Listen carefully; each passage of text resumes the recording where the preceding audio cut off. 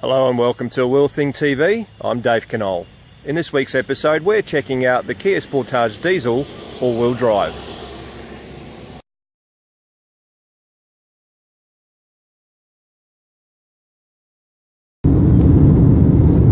Well, it's a lot of fun to drive the Kia Sportage, especially with the diesel and the 6-speed automatic.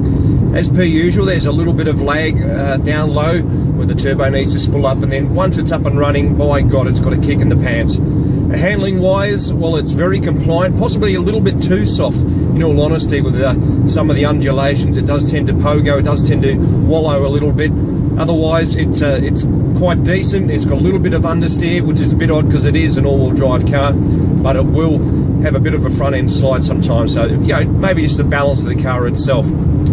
Otherwise, you've got a very tactile steering setup. It's quite light, fairly quick in the ratio, and certainly on the inside of the car there's not a hell of a lot of road noise, which means it's good insulation, and obviously through the suspension as well, it's dialing out most of the bumps and humps that you'd expect to feel on a car.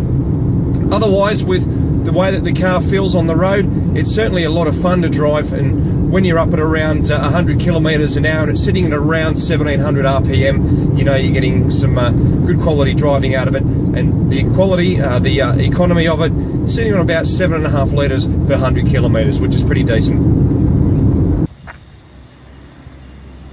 Well, it's a nameplate that's been with Australia for, well, call it around 20 odd years now, and it's certainly shaped up to be one of the more beautiful looking cars on Australian roads. A slightly truncated rear end, which has become a staple feature of the Sportage, but these lovely neon look tail lights that Kia has designed into their cars of recent times certainly looks the goods.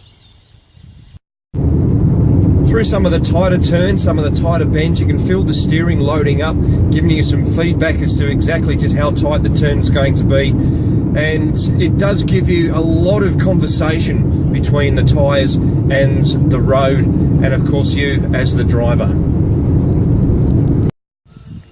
Fairly simple interior, very functional at the same time.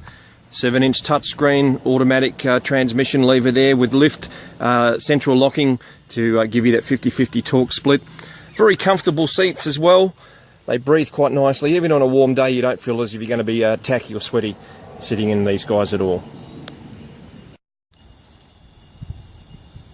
60/40 split fold rear seat in there.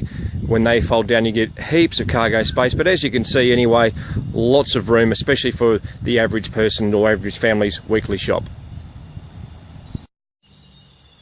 Well, it's been a long time coming for a Wheel Thing to get hold of a Sportage, and I think we've got one of the best. The diesel is an absolute cracker, ride quality is good enough, lots of room and enough features to keep anybody happy, and certainly for the average family of 4, not a problem at all. For details and pricing on the Kia Sportage range, head across to kia.com.au. For Wheel Thing TV, I'm Dave Knoll.